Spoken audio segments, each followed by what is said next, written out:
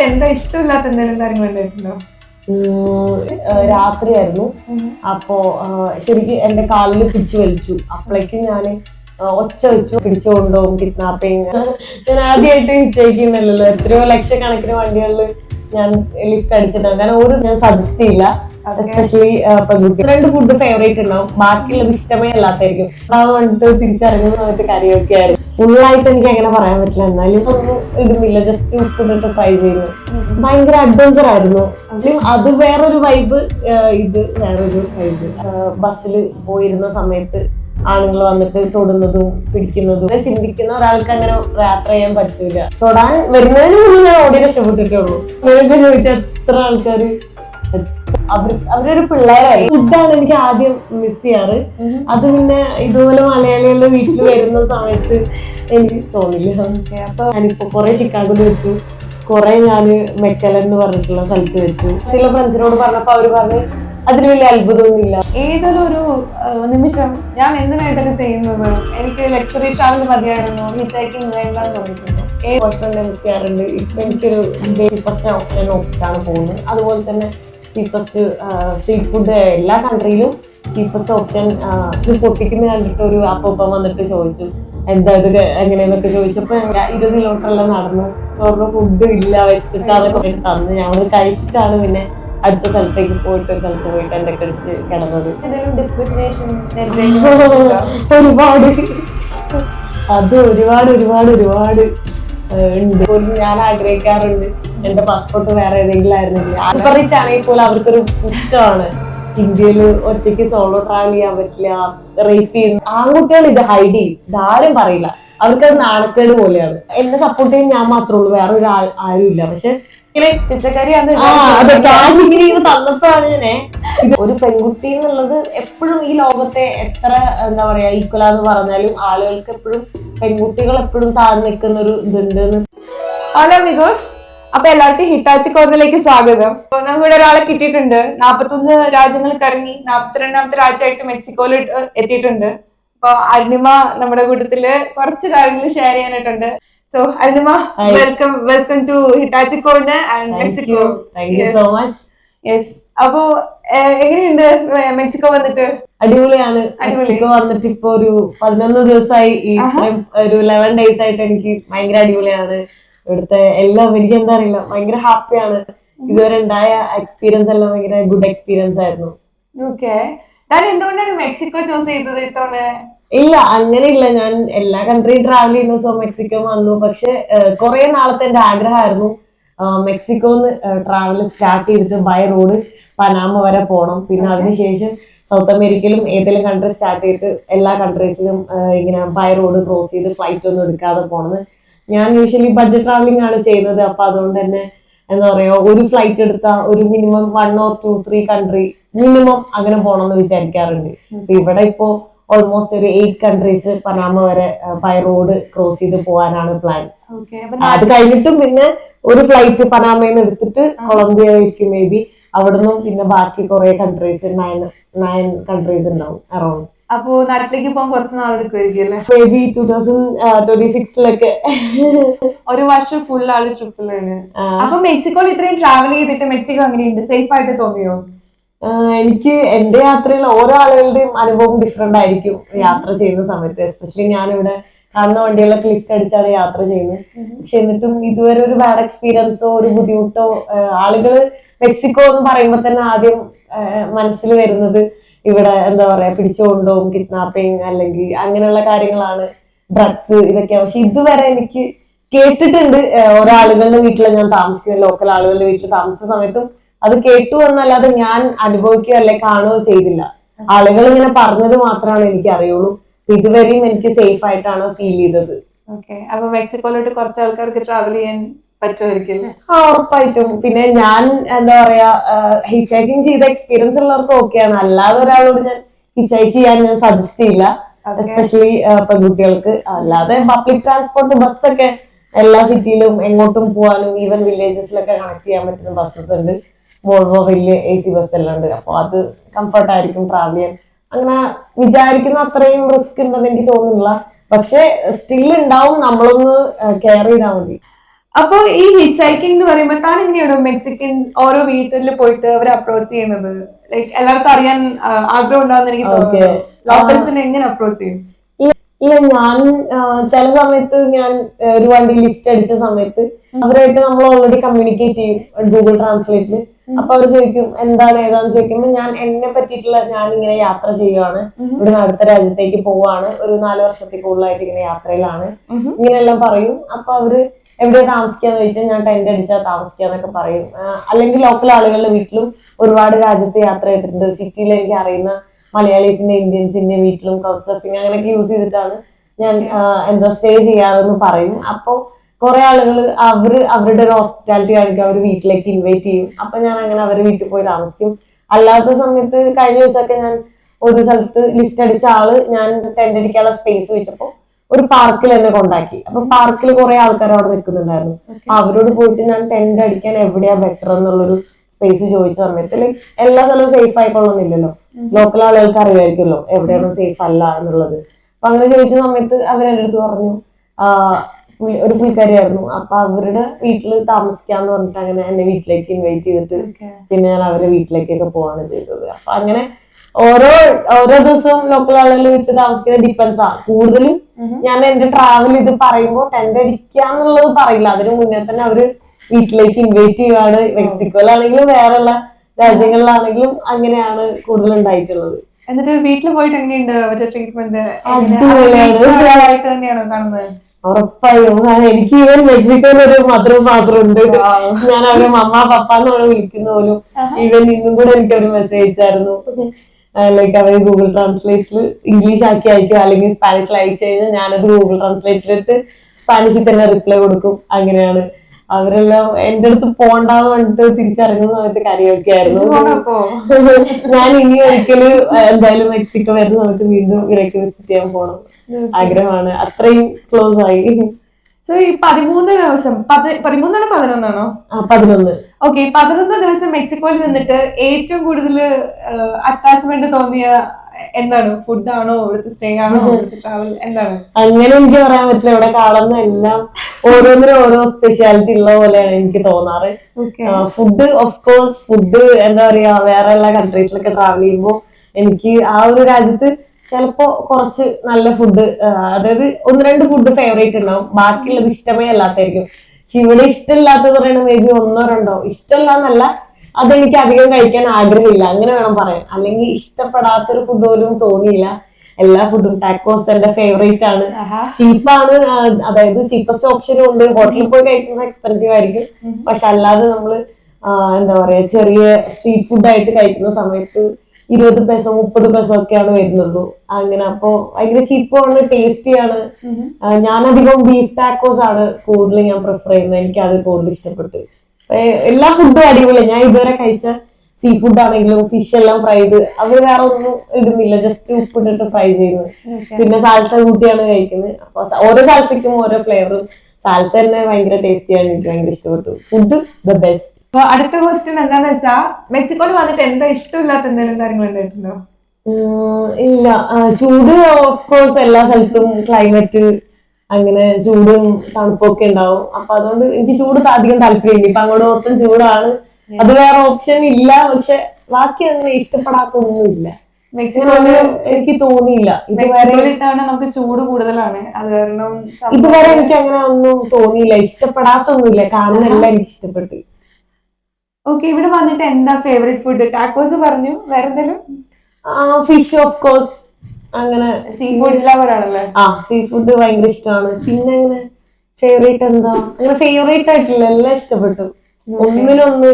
ഇപ്പൊ കേരളത്തിലെ കുറെ ഫേവറേറ്റ് ഫുഡ് ചോദിച്ചു കഴിഞ്ഞാൽ എനിക്ക് ഒരുപാട് പറയേണ്ടി വരും. അതുപോലെ ഇവിടെ ഇപ്പോ ഇത്രയും 42 കൺട്രീസ് ട്രാവൽ ചെയ്തതില് ഏറ്റവും ഇഷ്ടമുള്ള കൺട്രി ഏതാന്ന് ചോദിച്ചാൽ എന്താ പറയാ? അത് കുറച്ച് കൺഫ്യൂസ്ഡ് ആണ് പറയാനാണെങ്കിൽ. കാരണം എല്ലാ കൺട്രിക്കും അതിൻ്റെതായ ബ്യൂട്ടി ഉണ്ട്. അപ്പോ അതിൽ ചിലപ്പോ ഒരു കൺട്രിയിലെ ചില കാര്യങ്ങളായിരിക്കും എനിക്ക് ഇഷ്ടപ്പെട്ട്. ഫുള്ളായിട്ട് എനിക്ക് അങ്ങനെ പറയാൻ പറ്റില്ല. എന്നാലും എനിക്ക് യൂറോപ്പില് നെതർലാൻഡ്സും ഓസ്ട്രിയ ഇഷ്ടമാണ്, കോണ്ടിനെന്റ് വൈസ് പറയുകയാണെങ്കിൽ. പിന്നെ എന്താ പറയാ, ആഫ്രിക്കയിൽ എനിക്ക് എത്യോപ്യ അങ്കോളി ഫേവറേറ്റ് ആണ്. പിന്നെ എത്യോപ്യ അങ്കോളയും ഫേവറേറ്റ് എന്ന് പറയുന്നത് ഭയങ്കര അഡ്വഞ്ചർ ആയിരുന്നു. അപ്പൊ എനിക്ക് അങ്ങനെ അഡ്വഞ്ചർ ഇഷ്ടപ്പെടുന്നതാണ്. അപ്പൊ അതുകൊണ്ടാണ് എനിക്ക് ഇഷ്ടപ്പെട്ട് അങ്ങനെ ഇഷ്ടപ്പെട്ടു. പിന്നെ ഏഷ്യയിൽ എനിക്ക് ചൈനയും തായ്ലൻഡും വിയറ്റ്നാമും ഇഷ്ടമാണ്.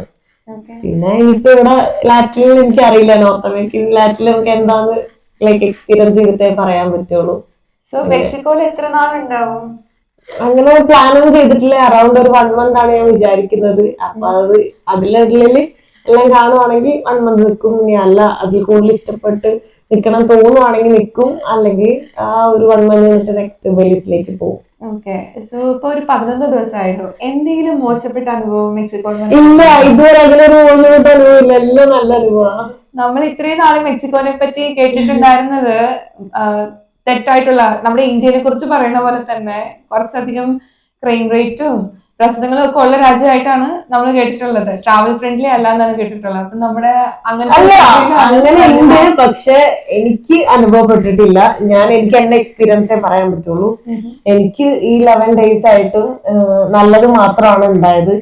വേറെ ഒരാളും എന്താ പറയാ, ഞാൻ ഈവൻ എന്തെങ്കിലും ഒന്ന് ചോദിക്കാൻ വേണ്ടി നിൽക്കുമ്പോ ഗ്യാസ് സ്റ്റേഷനിലൊക്കെ പോയിട്ട് ഞാൻ അവരോട് ചോദിക്കാൻ വേണ്ടിയിട്ടാണ്, അതായത് ലിഫ്റ്റ് ആ ഏരിയയിലേക്ക് പോകുന്നവരാണെങ്കിൽ ഒന്ന് ചോദിക്കാൻ വേണ്ടി ഞാനിങ്ങനെ ഗൂഗിൾ ട്രാൻസ്ലേറ്റ് ഫോണായിട്ട് പോയി കഴിഞ്ഞാൽ കാറൊക്കെ അവിടെ നിൽക്കുമായിരിക്കും. ഇത് അടിക്കാൻ വേണ്ടി ഫ്യൂൽ അടിക്കാൻ നിൽക്കുന്ന അവരെ മൈൻഡ് ചെയ്യാൻ എന്റെ അടുത്ത് വന്നിട്ട് സംസാരിക്കും. ഈവൻ അതായത് കാറിൽ ഇരിക്കുന്നവര് ചൂടാവില്ല, അവരും ഇങ്ങനെ എക്സൈറ്റഡ് ആയിട്ട് എന്താണെന്നറിയാൻ വെയിറ്റ് ചെയ്തിരിക്കും. എന്നിട്ട് അവര് വന്ന് സംസാരിക്കും. എല്ലാവരും ഭയങ്കര ക്ഷമയാണ്, ഭയങ്കര പേഷ്യൻസ് അവർക്ക്. ക്ഷമയ്ക്ക് പേര് കേട്ട ആൾക്കാരുടെ സ്ഥലം കേട്ടോ നമ്മുടെ മെക്സിക്കോ, പറയാതിരിക്കാൻ പറ്റില്ല. ഇപ്പൊ ഒരു ട്രക്കിൽ കയറുമെന്ന് വെച്ചോ, അപ്പൊ ആദ്യത്തെ 5 മിനിറ്റിൽ എന്തൊക്കെ കാര്യങ്ങളായിരിക്കും മനസ്സിൽ കൂടെ പോവുക? ഞാൻ അങ്ങനെ ഒന്നും ചിന്തിക്കാറൊന്നുമില്ല. ഞാൻ ആദ്യമായിട്ട് ഹിച്ചൈക്കുന്നല്ലോ, എത്രയോ ലക്ഷക്കണക്കിന് വണ്ടികളിൽ ഞാൻ ലിഫ്റ്റ് അടിച്ചിട്ടാണ്. കാരണം ഒരു ദിവസത്തിൽ തന്നെ ഇന്ത്യയിലൊക്കെ യാത്ര ചെയ്യുന്ന സമയത്ത് ഒരു 50 വണ്ടിയിലൊക്കെ, അതായത് രാവിലെ ട്രാവൽ സ്റ്റാർട്ട് ചെയ്താൽ രാവിലെ 6 മണിക്ക് സ്റ്റാർട്ട് ചെയ്ത് വൈകുന്നേരം 6 മണിക്ക് നിർത്തുവാണെങ്കിൽ അതിനിടയിൽ തന്നെ ഒരു 50 വണ്ടി ട്രാവൽ ചെയ്തിട്ടുണ്ടാവും. അങ്ങനെ എവറി ഡേ എത്ര നാളെ 4.5 വർഷമായി കണ്ടിന്യൂസ്ലി ഇങ്ങനെ യാത്ര ചെയ്യുന്നു. ഇന്ത്യയിൽ പോയാലും യാത്ര ഇങ്ങനെ ആയിരിക്കും. അപ്പോ എന്താ വിസ എടുക്കാൻ പോവാണെങ്കിൽ ഇന്ത്യയിൽ യാത്ര ചെയ്യും. അപ്പൊ എത്ര വണ്ടികളിൽ കയറുന്നു. അപ്പോ അങ്ങനെ ചിന്തിക്കാറില്ല. അങ്ങനെ ചിന്തിക്കുന്ന ഒരാൾക്ക് അങ്ങനെ യാത്ര ചെയ്യാൻ പറ്റൂല. നമ്മുടെ നാട്ടിൽ ഒരു പെൺകുട്ടി വളർന്നു വരുമ്പോഴത്തേക്കും അവളുടെ സെക്യൂരിറ്റിനെ പറ്റി, സേഫ്റ്റിനെ പറ്റിയിട്ടൊക്കെ ഒത്തിരി കൺസേൺസ് ഉണ്ടാവും. നമ്മൾ ഹിച്ചൈക്കിംഗ് എന്ന് വെച്ച സ്വപ്നത്തിൽ മാത്രം ഉള്ളൊരു കാര്യമായിരിക്കും. അപ്പൊ അങ്ങനെയുള്ള സ്ഥലത്ത് താൻ ട്രക്കിലൊക്കെ കയറുമ്പോ പേടിയാവില്ല ശരിക്കും? ഞാൻ മനസ്സിലാക്കിയത് എന്താ പറയാ, നമ്മളിപ്പോ എങ്ങനെ പോയാലും സേഫ്റ്റി ഇഷ്യൂസ് വരാം. കാരണം ഇന്ത്യയില് എനിക്കിപ്പോ കഴിഞ്ഞ ദിവസം കൂടെ എന്റെ ഒരു ഫ്രണ്ടിന്റെ ഇൻസ്റ്റയിൽ ഇങ്ങനെ ഇട്ടൊരു സ്റ്റോറി കണ്ടു. അതായത് ബസ്സിൽ പോയിരുന്ന സമയത്ത് ആണുങ്ങൾ വന്നിട്ട് തൊടുന്നതും പിടിക്കുന്നതും ആയിട്ടുള്ള ആ ഒരു എക്സ്പീരിയൻസ് എനിക്ക് ഉണ്ടായിട്ടില്ല ബസ്സിൽ. കാരണം ഞാൻ ബസ്സിൽ വളരെ റയർ ആയിട്ടാണ് ട്രാവൽ ചെയ്തിട്ടുള്ളത്. ലിഫ്റ്റ് അടിക്കുന്ന സമയത്ത് അവര് ഒരിക്കലും ലിഫ്റ്റ് അടിച്ചിട്ടും എനിക്ക് അങ്ങനെ എന്നെ മോശമായിട്ടുള്ള രീതിയിൽ തൊടാൻ വരുന്നതിന് മുന്നേ ഞാൻ ഓടി രക്ഷപ്പെട്ടിട്ടേ ഉള്ളൂ. എനിക്കൊരു ഡൗട്ട് എങ്കിലും തോന്നിക്കഴിഞ്ഞാല് ഞാൻ ആ വണ്ടിയിൽ നിന്ന് ഇറങ്ങിയിട്ട് അടുത്ത സ്ഥലത്തേക്ക് നടന്നു പോയി അങ്ങനെയാണ് ചെയ്യുന്നത്. അല്ലാതെ ഞാൻ വണ്ടി കയറിയിട്ട് പെട്ടെന്ന് ഒരാൾ വന്ന് പിടിക്കുക. ആകെ ഒരു 1 ടൈം ആഫ്രിക്കയിൽ വെച്ചിട്ട് രാത്രിയായിരുന്നു. അപ്പോ ശരിക്കും എന്റെ കാലിൽ പിടിച്ചു വലിച്ചു. അപ്പോഴേക്കും ഞാൻ ഒച്ച വെച്ചു. അവിടുത്തെ ആൾക്കാർ ഓടിക്കൂടി. ലൈക്ക് ആള് സ്റ്റോപ്പ് ചെയ്തേക്കാണ്. ഞാൻ സ്റ്റോപ്പ് ചെയ്ത് എനിക്ക് ഇറങ്ങണം എന്ന് പറഞ്ഞിട്ട് ആള് സ്റ്റോപ്പ് ചെയ്തു. പക്ഷെ ആ വണ്ടിയിൽ വേറെ 3 ആളുകൾ ഉണ്ടായി. രാത്രിയാണ് 9 മണി. ആ ഡ്രൈവറും ഉണ്ടായി. ആ ഡ്രൈവർ ഭയങ്കര റൂഡായിരുന്നു. ആ ഡ്രൈവറാണ്. ഈ കൂടെ ഉള്ള 3 പേര് തന്നെ പേടിച്ചിട്ടാണ് ഇരിക്കുന്നത്. അവരെന്നെ എന്റെ അടുത്ത് ഇങ്ങനെ ആക്ഷനിൽ ഇങ്ങനെ കാണിക്കുന്നു, പൊക്കോ എന്നുള്ള രീതിയിൽ. അവരൊരു പിള്ളേരായിരുന്നു. ഏത് രാജ്യത്തിലായിരുന്നു അത്? ടാൻസാനിയ വെച്ചിട്ടാണ് ഉണ്ടായത്. പക്ഷെ ഈ പുള്ളിക്കാരൻ കോങ്കോയിലേക്ക് പോകുന്ന ആളാ. അത് ടാൻസാനിയയിൽ നിന്ന് റുവാണ്ട ക്രോസ് ചെയ്ത് കോങ്കോ എന്ന് പറഞ്ഞു കഴിഞ്ഞാൽ ലൈക്ക് കുറച്ച് റിസ്കി കൺട്രിയാണ്. അവിടുത്തെ വിസ പോലും ഞാനൊരു 4 രാജ്യത്തെ എംബസിയിൽ പോയിട്ട് എനിക്ക് കിട്ടിയില്ല വിസ. അങ്ങനത്തെ DRC. അപ്പൊ DRC കുറച്ച് റിസ്ക് ആണ്, എക്സ്ട്രീം റിസ്ക് ഉള്ള കൺട്രിയാണ്. ലൈക്ക് ആഫ്രിക്കയിൽ തന്നെ പലരും പറയും ആഫ്രിക്ക എന്ന് പറഞ്ഞാൽ 54 രാജ്യം. അപ്പൊ അതില് പല സ്ഥലവും ഓരോ പോലെയാണ്. അതിൽ തന്നെ റിസ്ക് ആയിട്ടുള്ള ഒരു സ്ഥലമാണ് DRC. ഞാൻ കേട്ടിട്ടുണ്ട് അങ്ങനെ. അതും ഇപ്പൊ അതിലൊരാളും അങ്ങനെ എനിക്ക് എക്സ്പീരിയൻസ് ചെയ്തപ്പോ തന്നെ എനിക്ക് DRCയിലെ ഫ്രണ്ട്സിനോട് പറഞ്ഞപ്പോ അവര് പറഞ്ഞ് അതിൽ വലിയ അത്ഭുതമൊന്നും ഇല്ല എന്ന് പറയണേ. അപ്പൊ അവിടെ പോകുന്നവരൊന്ന് ശ്രദ്ധിക്കണല്ലേ. അവിടേക്ക് പോകാൻ ഞാൻ പല വിസ ട്രൈ ചെയ്ത് കിട്ടിയില്ല. പിന്നെ നാട്ടിൽ നിന്ന് ഡൽഹി പോയി ഞാൻ ട്രൈ ചെയ്തിട്ടില്ല എംബസിയിൽ. ഓക്കെ, ഈ 42 രാജ്യങ്ങളിൽ ട്രാവൽ ചെയ്ത ഏതൊരു ഒരു നിമിഷം ഞാൻ എന്തിനാ ഇതൊക്കെ ചെയ്യുന്നത്, എനിക്ക് ലക്ഷറി ട്രാവൽ മതിയായിരുന്നു, ഹിച്ച് ഹൈക്കിംഗ് വേണ്ടെന്ന് തോന്നിയിട്ടുണ്ടോ? ഏതിലൊരു ഇല്ല, ഇതുവരെ തോന്നിയിട്ടില്ല. തോന്നിയിട്ടില്ല? ഇല്ല, തിരിച്ചാണ്. ലക്ഷറിയിൽ നിൽക്കുമ്പോൾ എനിക്ക് എപ്പോഴും തോന്നുന്നത് ലക്ഷറി വേണ്ട, എനിക്ക് അല്ലാത്തതാണ്. ആളുകളുടെ ഏറ്റവും കംഫർട്ട് സോൺ ആണ് എനിക്ക് കംഫർട്ട് അല്ലാത്തത്. അങ്ങനെ എസ്പെഷ്യലി ഞാൻ ഒറ്റയ്ക്ക് ഉള്ള സമയത്ത് എനിക്ക് ഒട്ടും. ഇപ്പൊ ഫ്രണ്ട്സ് ആയിട്ട് ഞാൻ ലക്ഷറി ആയിട്ട് പോകുമ്പോൾ എനിക്ക് ഇഷ്ടമാണ്. ഞാൻ ഇവൻ തിങ്ക് ചെയ്യാറില്ല, എനിക്ക് ലക്ഷറി ഭയങ്കര ഇഷ്ടമാണ്. ഫ്രണ്ട്സ് ആയിട്ട് ഇങ്ങനെ അല്ലാതെ ലിഫ്റ്റ് അടിച്ച് പോകുന്നതിനോട് അധികം താല്പര്യമില്ല. ഇങ്ങനെ അടിപൊളി റിസോർട്ടിൽ നിന്ന് കാറിലൊക്കെ പോയി റോഡ് ട്രിപ്പ് അതൊക്കെ ഇഷ്ടമാണ്. അത് ഞാൻ ട്രാവൽ ആയിട്ട് കാണാറില്ല, അതെന്റെ ട്രിപ്പ് ആയിട്ടാണ് കാണാറ്, ലൈക് വെക്കേഷൻ ആയിട്ട്. അപ്പോ ഈ ട്രാവൽ തന്റെ ഒരു കൈൻഡ് ഓഫ് ഒരു വർക്ക് എന്ന് പറയാൻ പറ്റില്ല. ഞാൻ അതിന്റെ എന്താ പറയാ പാഷൻ പ്ലസ് പ്രൊഫഷൻ അങ്ങനെ പറയാം. ബട്ട് അല്ലാത്ത ഞാൻ നാട്ടിൽ പോകുന്ന സമയത്ത് ഞാൻ വീഡിയോസ് എടുക്കാറില്ല. ഞാൻ നാട്ടിൽ ചെന്ന് കഴിഞ്ഞാൽ എന്താ ചെയ്യുന്നതെന്നുള്ളതിന് അങ്ങനെ അപ്പോഴും ഞാൻ ട്രാവൽ ചെയ്യാറുണ്ട്. ലൈക് ട്രാവൽ എന്ന് പറഞ്ഞ ട്രിപ്പ് എല്ലാം 2 ആഴ്ചക്ക് ഞാൻ ഫ്രണ്ട്സിന്റെ കൂടെ എല്ലാം ട്രിപ്പ് റോഡ് ട്രിപ്പ് കാറിലൊക്കെ പോവാറുണ്ട്. പക്ഷെ ഞാൻ അതൊന്നും വീഡിയോസ് അങ്ങനെ എടുക്കാറില്ല. നാട്ടിൽ പോയാൽ ഫുൾ ജോളി ആയിട്ട് ഫ്രണ്ട്സിനെ വീഡിയോസ് എടുക്കുന്നത് വളരെ മേ ബി 1-2 വീഡിയോസ് എടുത്തിട്ടുണ്ടോ, അതും റിക്വസ്റ്റ് ചെയ്തപ്പോ എന്താ വീഡിയോസ് ഇടാതിരുന്നേന്ന് പറഞ്ഞിട്ടുള്ള ആ ഒരു ഇതില് അതെങ്ങനെ എനിക്കങ്ങനെ തോന്നാറില്ല. ഒറ്റയ്ക്കുള്ളപ്പോ എപ്പോഴും വീഡിയോസ് എടുക്കാൻ തോന്നാറുണ്ട്, പക്ഷെ ആരെങ്കിലും ഉണ്ടെങ്കിൽ തോന്നില്ല.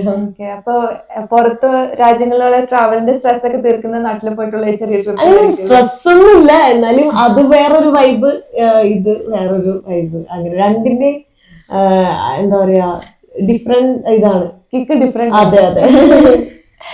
ഓക്കെ, അപ്പൊ ഇത്രയും ട്രാവൽ ചെയ്തപ്പോ ഈ പുറത്തെ രാജ്യങ്ങളിലൊക്കെ 1 വർഷം 6 മാസം ഒക്കെ കൂടുമ്പോഴാണല്ലോ നാട്ടിൽ പോവാ. അപ്പൊ എന്തെങ്കിലും പ്രത്യേകമായിട്ട് മിസ് ചെയ്യണ പോലെ തോന്നാറുണ്ടോ? ഓഫ് കോഴ്സ് ഫുഡാണ് എനിക്ക് ആദ്യം മിസ് ചെയ്യാറ്. അത് പിന്നെ ഇതുപോലെ മലയാളികളുടെ വീട്ടിൽ വരുന്ന സമയത്ത് എനിക്ക് ഫുഡ് അങ്ങനെ അവരുടെ വീട്ടിൽ ഇങ്ങനെ ഫുഡ് ഉണ്ടാക്കുമ്പോൾ തരുമ്പോൾ അത് കഴിക്കുമ്പോൾ ഭയങ്കര ഹാപ്പിയാണ്. അങ്ങനെ അധികം മിസ് ചെയ്യാറില്ല. പിന്നെ ഓഫ് കോഴ്സ് പാരന്റ്സ്, പിന്നെ എന്റെ ബോയ് ഫ്രണ്ടിനെ മിസ് ചെയ്യാറുണ്ട്. ഇപ്പൊ എനിക്കൊരു ബേബി ഡോഗ് ഉണ്ട്, അപ്പൊ അതിനെയാണ് ഇപ്പൊ കറന്റ്ലി ഏറ്റവും കൂടുതൽ മിസ് ചെയ്യുന്നത്. കൂപ്പർ എന്നാണ് പേര്. കൂപ്പറിനെയാണ് എവറി ടൈം എനിക്ക് മിസ് ചെയ്യാറ്. കൺട്രീസ് ട്രാവൽ ചെയ്തപ്പോ ആസ് എ മലയാളി തനിക്ക് ഭയങ്കര ക്ലോസ് ആയിട്ട് ഫീൽ ചെയ്ത സ്ഥലം ഏതായിരിക്കും? അങ്ങനെ എന്തെങ്കിലും ഉണ്ടോ? ഇല്ല, അങ്ങനെയും പറയാൻ പറ്റില്ല. കാരണം ഒരുപാട് എന്താ പറയാ ഹാർട്ടിന്റെ ഉള്ളിൽ ഒരുപാട് ടച്ച് ചെയ്ത ഒരുപാട് പ്ലേസസ് ഉണ്ട്. അതുകൊണ്ട് എക്സാക്ട്ലി ഒരു സ്പേസ് അല്ലെ ഒരു പ്ലേസ് ഒരു കൺട്രി പോലും പറയാൻ പറ്റില്ല. ഇപ്പൊ ഏകദേശം എത്ര ആൾക്കാർ ഹോസ്റ്റ് ചെയ്തിട്ടുണ്ടാവും തന്നെ? അയ്യോ, അങ്ങനെയൊക്കെ ചോദിച്ചാൽ എത്ര ആൾക്കാര്, എത്രയോ ആൾക്കാര്. ഓക്കെ, അടുത്ത ക്വസ്റ്റ്യൻ എന്താന്ന് വെച്ചാ, ഒത്തിരി നമ്മുടെ ഫ്രണ്ട്സ് ഇതുപോലെ ബഡ്ജറ്റ് ട്രാവലിംഗ് ഒക്കെ ആഗ്രഹിക്കുന്നവരുണ്ടാവും. അവർക്ക് എന്തെങ്കിലും ടിപ്പ് ഒക്കെ കൊടുക്കാനുണ്ടോ? അങ്ങനെ വെച്ച് കഴിഞ്ഞാൽ എന്റെ യാത്രാ രീതി വളരെ ഡിഫറെന്റ് ആണ്. അത് അങ്ങനെ ചെയ്യുന്നത് ഞാൻ വളരെ ടൈം എടുത്തൊക്കെ എക്സ്പ്ലോർ ചെയ്യുന്ന ആളാണ്. അപ്പൊ അതുകൊണ്ട് എനിക്ക് ടിപ്പ് പറഞ്ഞിരുന്നത് ഞാൻ എന്റെ ഇതല്ല, എനിക്ക് അറിയുന്ന വേറെ ബഡ്ജറ്റ് ട്രാവലിംഗ് ചെയ്യുന്ന ഫ്രണ്ട്സിന്റെ ഒരു ഇത് വെച്ചാ പറയുന്നത്. ഇപ്പോ ഏത് സ്ഥലത്ത് പോവാണെങ്കിലും ഹോസ്റ്റൽസ് ഉണ്ടാവും, നമുക്ക് അഫോർഡബിൾ ആണ് അത്. അതായത് ഒരു $5 അത്രയൊക്കെ, ഒരു 500 റുപ്പീസിനുള്ളിൽ അത്രയൊക്കെ ഉണ്ടാവും. അപ്പോ അങ്ങനെ ഹോസ്റ്റൽസ് എടുത്ത് താമസിക്കുകയാണെങ്കിൽ ഹോട്ടൽസ് ചിലരൊക്കെ ഹോട്ടൽസ് എടുത്ത് നിൽക്കാൻ പറ്റുള്ളൂ. സേഫ് ആണ്, അതായത് AC റൂം ഉണ്ടാവും, വൈഫൈ ഉണ്ടാവും, ചില സ്ഥലത്ത് ഈവൻ ബ്രേക്ക്ഫാസ്റ്റ് ഉണ്ടാവും. പിന്നെ ആ സ്ഥലത്ത് ഹോസ്റ്റലിൽ നിൽക്കുന്ന സമയത്ത് അവിടുന്ന് ഒരുപാട് ആൾക്കാരെ സോളോ ട്രാവൽ ചെയ്യണമെന്ന് ആഗ്രഹിക്കുന്നവർക്കാണെങ്കിൽ അവിടെ എത്തിക്കഴിഞ്ഞാൽ ഓൾമോസ്റ്റ് എല്ലാവരും സോളോ ട്രാവലേഴ്സ് ആയിരിക്കും. ഒരുപാട് ആൾക്കാരെ മീറ്റ് ചെയ്യാൻ പറ്റും, അവരുടെ കൂടെ ട്രാവൽ ചെയ്യാൻ പറ്റും. അങ്ങനെ ഇഷ്ടപ്പെടുന്നവർക്ക് ഭയങ്കര അടിപൊളിയായിരിക്കും. ഈ സോളോ ട്രാവലിംഗ് ചെയ്യുന്ന ആൾക്കാർ ഒരുമിച്ച് മീറ്റ് ചെയ്തിട്ട് ഗ്രൂപ്പായി ട്രാവൽ ചെയ്താൽ ഭയങ്കര അടിപൊളിയാണ്. ഞാൻ കുറച്ചൊക്കെ അങ്ങനെ ചെയ്തിട്ടുണ്ട്. ലൈക്ക് ഒരുപാട് എനിക്ക് ത്രില്ല് ഇല്ല, ബട്ട് എന്നാലും അടിപൊളിയാണ്. അപ്പൊ അങ്ങനെ ഹോസ്റ്റൽസ് എടുക്കാം. പിന്നെ ട്രാൻസ്പോർട്ടേഷൻ ആണെങ്കിലും ഞാൻ എപ്പോഴും ഗൂഗിളിലാണ് നോക്കുന്നത്, അല്ലെ ChatGPT നോക്കിയിട്ട് ഏറ്റവും ചീപ്പസ്റ്റ് ഓപ്ഷൻ ഉണ്ടാവും. അതായത് ലിഫ്റ്റ് അടിക്കുന്നത് കംപ്ലീറ്റ്ലി ഇതാണ്, അതല്ലാതെ തന്നെ ചീപ്പസ്റ്റ് ഓപ്ഷൻസ്. ഇപ്പോ ബസ്സിന് പകരം AC ബസ് വോൾവോ ഇവിടെ ട്രാവൽ ചെയ്യുകയാണെങ്കിൽ അല്ലാതെ ലോക്കൽ ബസ്സസ് ഉണ്ടാവില്ല. അത് ചൂടെടുക്കുന്നേ ഉള്ളൂ, പക്ഷെ എല്ലാ സ്ഥലത്തും പോകും. ഈവൻ ഉള്ളിലേക്കുള്ള ഗ്രാമത്തിലേക്ക് ബസ്സസ് ഉണ്ടാവും. അപ്പൊ ബസ്സസ് എടുത്തിട്ട് ട്രാവൽ ചെയ്യാൻ പറ്റും. പിന്നെ ഫുഡ് ആണെങ്കിലും അത് പിന്നെ ഞാൻ ചീപ്പസ്റ്റ് ഓപ്ഷൻ നോക്കിയിട്ടാണ് പോകുന്നത്. അതുപോലെ തന്നെ ചീപ്പസ്റ്റ് സ്ട്രീറ്റ് ഫുഡ് എല്ലാ കൺട്രിയിലും ചീപ്പസ്റ്റ് ഓപ്ഷൻ സ്ട്രീറ്റ് ഫുഡ് ഒക്കെ ആയിരിക്കും. പിന്നെ ഏത് കൺട്രിയിലാണോ അവരുടെ ലോക്കൽ ഫുഡ് കഴിക്കുക അപ്പോ അത് ചീപ്പസ്റ്റ് ആയിരിക്കും. ഇപ്പൊ നമ്മള് ഇവിടെ വന്നിട്ട് ഇന്ത്യൻ ഫുഡ് കഴിക്കണമെങ്കിൽ അത് എക്സ്പെൻസീവ് ആയിരിക്കും. ഇവിടെ വന്നിട്ട് ഇറ്റാലിയൻ ഫുഡ് കഴിക്കണമെങ്കിൽ അത് എക്സ്പെൻസീവ് ആയിരിക്കും. നമ്മള് മെക്സിക്കോയിലാണെങ്കിൽ മെക്സിക്കോന്റെ ലോക്കൽ ഫുഡ് കഴിക്കുക, ബെലീസിലാണെങ്കിൽ അവിടുത്തെ ലോക്കൽ ഫുഡ് കഴിക്കുക. ലോക്കൽ ഫുഡ് എപ്പോഴും നമുക്ക് അഫോർഡബിൾ ആയിരിക്കും. അതെ. പിന്നെ എല്ലാവർക്കും ഒരു ഡൗട്ട് ആയിരിക്കും, ഈ ഒരു വർഷമൊക്കെ ട്രാവൽ ചെയ്യുമ്പോൾ താൻ എങ്ങനെയാണ് ലഗേജ് ഒക്കെ മാനേജ് ചെയ്യുക? ഓക്കെ, ഞാൻ ആക്ച്വലി കുറച്ച് ഡ്രസ്സ് മേടിക്കും. എവിടെയെങ്കിലും നാട്ടിൽ നിന്ന് വരുന്ന സമയത്ത് ഡ്രസ്സ് മേടിച്ചിട്ടുണ്ടാവും. അത് ഞാൻ വഴിയിൽ വെച്ച് എന്തായാലും പാവപ്പെട്ട ഒരുപാട് ആൾക്കാരെ കാണുന്ന സമയത്ത് അത് ഞാൻ അവർക്ക് കൊടുക്കും. അവിടുന്ന് ചീപ്പസ്റ്റ് ആയിട്ടുള്ള മാർക്കറ്റ് ബൾക്കായിട്ട് എടുക്കുന്ന അങ്ങനെയുള്ള സ്ഥലത്ത് നിന്ന് ഞാൻ ഡ്രസ്സ് മേടിച്ചിട്ട് അത് ഞാൻ ഇടും. അതായത് എപ്പോഴും ഒരു 10 ഡ്രസ്സ് ഏറ്റവും ലൈറ്റ് വെയിറ്റ് ആയിട്ടുള്ളതാണ് ഞാൻ എടുക്കുക. ആ 10 ഡ്രസ്സ് ഞാൻ എപ്പോഴും കീപ്പ് ചെയ്യും. പക്ഷെ ഇപ്പൊ ഞാൻ നാട്ടിൽ നിന്ന് പോകുന്ന സമയത്ത് യൂറോപ്പിൽ വന്നിട്ട് US വന്നിട്ട് എവിടെ എത്തിയത്. അതുകൊണ്ട് യൂറോപ്പിലും US മറ്റേ -डिग्री വരെ ആയിരുന്നു. -6 ഒക്കെ ആയിരുന്നു ഷിക്കാഗോയിലൊക്കെ നിൽക്കുന്ന സമയത്ത്, -9 ഒക്കെ. അപ്പോ ഫുൾ ജാക്കറ്റ്, ഫ്ലീസ്, എന്താ പറയാ, ഫുൾ എല്ലാ സംഭവങ്ങളും ഉണ്ടായിരുന്നു. തെർമൽസും അതൊക്കെ ഞാനിപ്പോ കുറെ ഷിക്കാഗോയിൽ വെച്ചു, കുറെ ഞാന് മെക്കലൻ എന്ന് പറഞ്ഞിട്ടുള്ള സ്ഥലത്ത് വെച്ചു.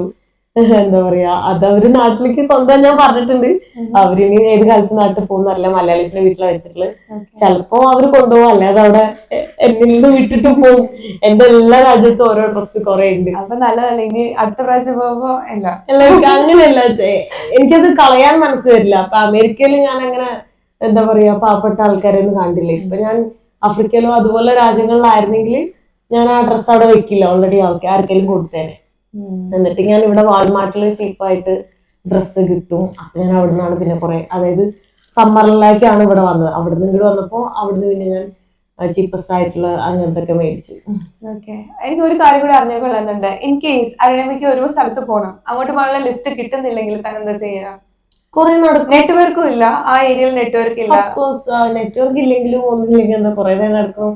ഒരു ഫുൾ ഡേ സർവൈവ് ചെയ്യാനുള്ള എന്തായാലും ലൈക് ടെന്റ് എന്റെ ഉണ്ട്. പിന്നെ എന്റെ ഇപ്പോഴും എന്റെ ബാഗില് ഇത് ആൽമണ്ട്സ് ഒക്കെ ഉണ്ട്.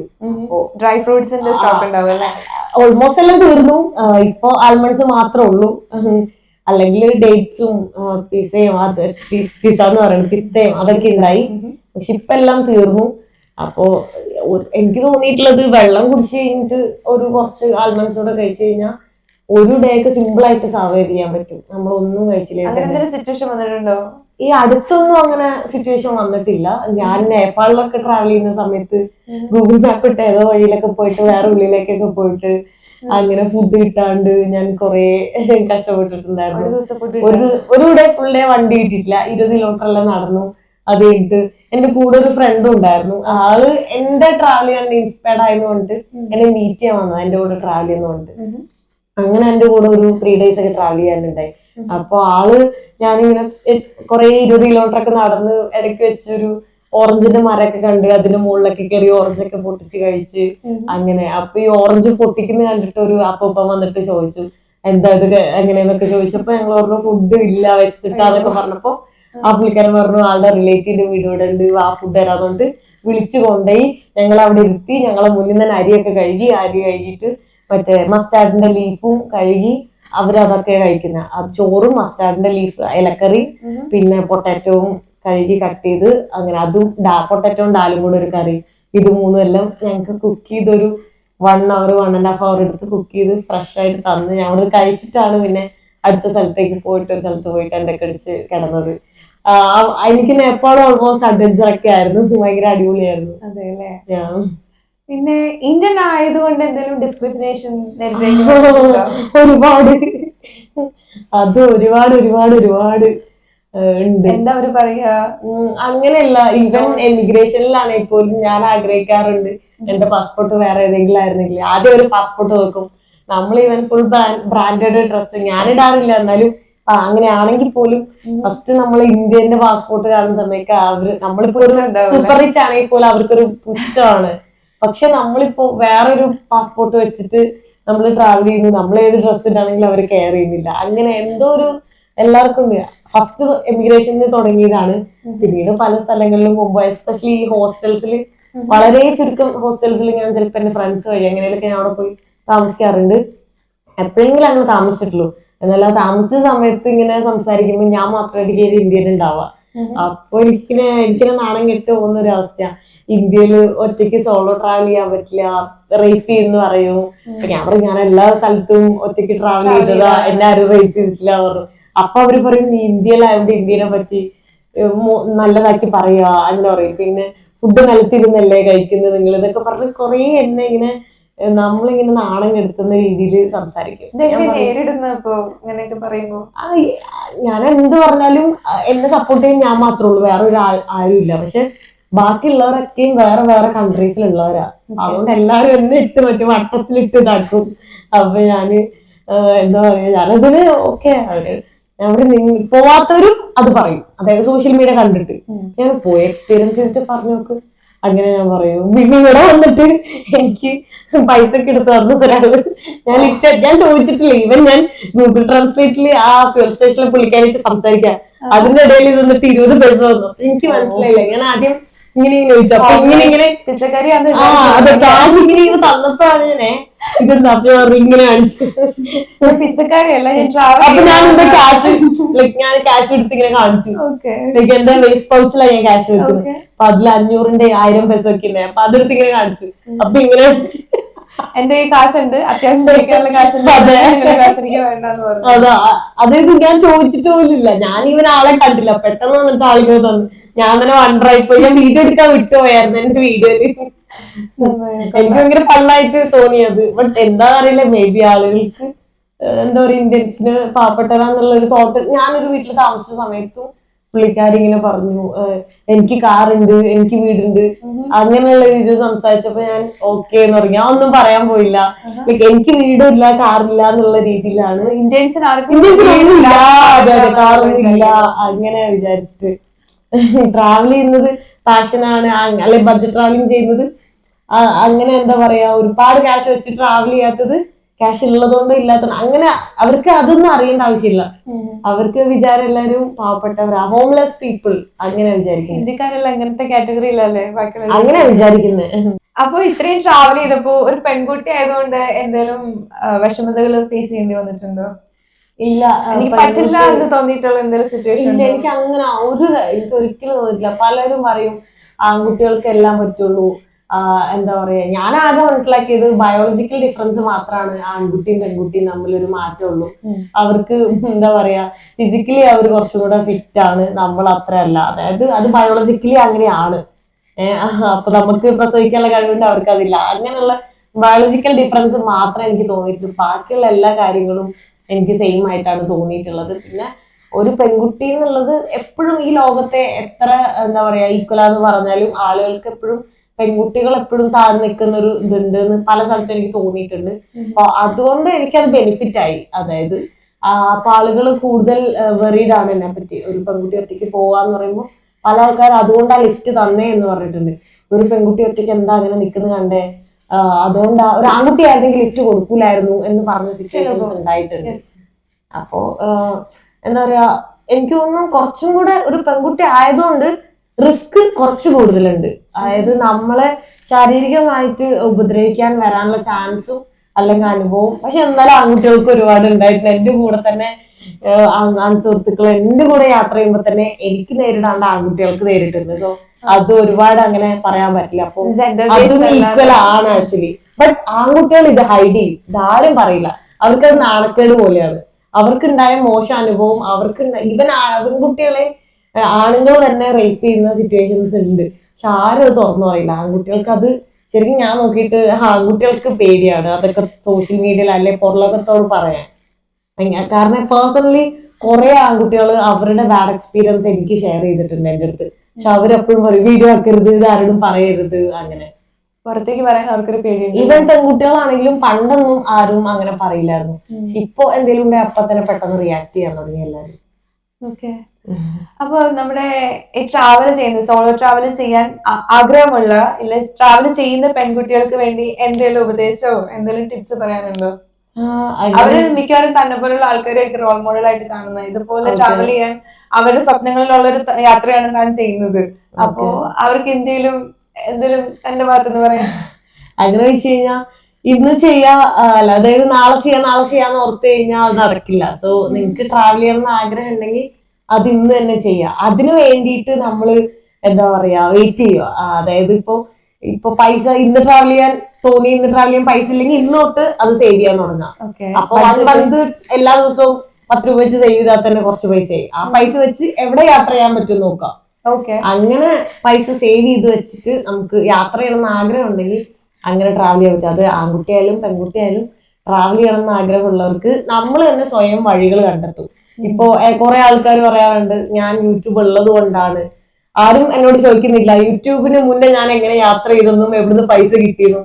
ഞാൻ ആദ്യം +2 കഴിഞ്ഞപ്പോ തൊട്ട് ഞാൻ പാർട്ട് ടൈം ആയിട്ട് കുറെ വർക്ക് ചെയ്തിട്ടുണ്ട്. അപ്പൊ ഉണ്ടാക്കിയ സേവ് ചെയ്ത പൈസ ആയിട്ട് ഇന്ത്യയിൽ ആദ്യം യാത്ര ചെയ്ത് തുടങ്ങി. അത് കഴിഞ്ഞ് എത്ര കഴിഞ്ഞിട്ടാ യൂട്യൂബ് തുടങ്ങിയത്.